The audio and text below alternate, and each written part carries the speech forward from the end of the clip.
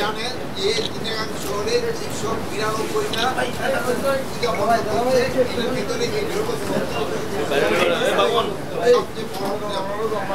এখন এবার পূজা যেন এটা পুজো হলো একটা ধর্মীয় অনুষ্ঠান, এটা যেন শান্তিপূর্ণভাবে এবং ধর্মীয় ভাব গাম্ভীর্য বজায় রেখে যেন পূজাটা সম্পন্ন হয়, এই জন্য আপনারা সবাই চেষ্টা করুন এবং এই পূজার পবিত্রতা আমাদের রক্ষা করতে হবে। এখানে যেন কোনো ধরনের কোনো রকমের খারাপ কোনো কিছু যেন না হয়, এই দিকে আপনারা খেয়াল রাখুন।